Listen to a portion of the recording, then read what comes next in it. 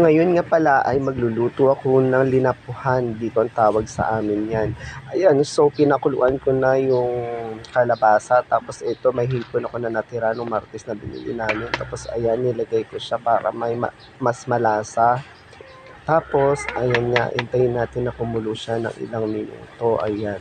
Tapos niyan habang pinapakuluan ko, kinayat ko naman yung sangkap ng gulay, kaya ayan, tapos hinalo ko na at tinikman.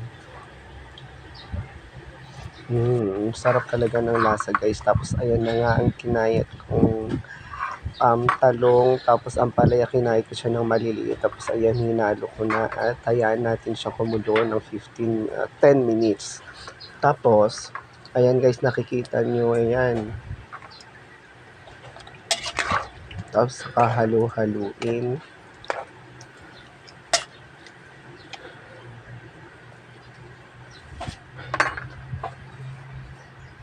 Tapos ayan, lalagyan ko ng alamang. Ayan yun talaga yung pinaka pampalasa natin guys, yung alamang kapag nagluluto ako ng gulay, ayan. So kailangan mas lalo na yung may amoy. Wow, ang sarap niyan guys. Mas masarap kapag may medyo maamoy. Ibang klase talaga yung alamang dito sa amin guys. Ang sarap. So then, lalo na yung sa gulay. Tapos niyan, hintayin natin siyang kumulo. Ayan. So, ayan nga guys, hindi ko na pinapakita yung ayan yung kinayat kong talbos ng kamote na kinuha ko lang sa likod ng CR namin. 'Di ba saan ka? Sa likod ng CR yan guys nanggaling, pero hinugasan ko naman ng maigi, charot.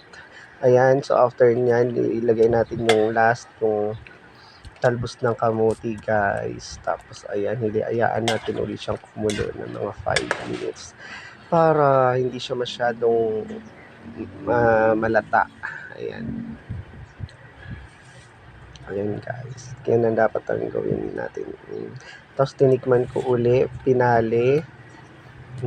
Talagang lasap na lasap talaga, ang sarap. Ayan guys, tingnan nyo. O, diba? Perfect talaga guys, sarap.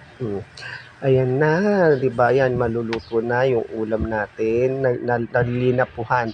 Tapos pagka tinanggal ko at agad ko naman sinalang guys ang kawali, kasi ayan, magluluto ako, inuna ko yung mantika. Ayan, sinimot ko pa talaga, tinaktak ko kasi sayang. Tapos niyan, ayan nga, ilalagay ko na yung paborito kong ulam na kaparis ng linapuhan ko. Ayan guys, yung tuyo. Yan yung tuyo na serum-serum ang tawag dito sa amin. Binili ko yan, mura lang guys. 60 pesos lang kalahating kilo. Kaso yun nga, medyo malas. So ang ginawa ko niyan kahapon guys is binabad ko siya ng 20 minutes sa tubig. Tapos inahon ko, sinala, tapos binilad, pinaarawan. So naging tuyo uli siya guys. Kaya ayan na, tikman natin mamaya kung ano ang lasa niyan. O di pa, kailangan guys maging wise ka sa buhay. Dapat madiskarte ka para makatipid ka. Kasi nga naman kung bibili ka ng yung lasa mas mahal, so hindi ko kakayanin dahil nga wala akong trabaho. Kaya ayan talaga guys, pag namimili ako, pinipili ko yung mura lang na kagaya niyan, yung tuyo. Ganyan talaga ginagawa kapag bumili ako ng tuyo. Pinipili ko yung pinakamura kahit maalat siya guys, kasi yun nga, diskarte ko naman. 'Di ba, pinapakuluan at binababad ko lang siya sa tubig, tapos binibilad ulit. So nawawala yung alat. At ayan na, ito na, kainang portion na. Siyempre, pero bago ang lahat guys, ayan, nagsandok muna ako para dito sa kapitbahay ko.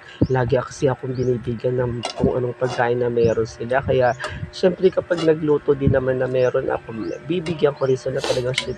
Sila yung uunahin ko muna talaga guys. Ayan, sinandukan ko.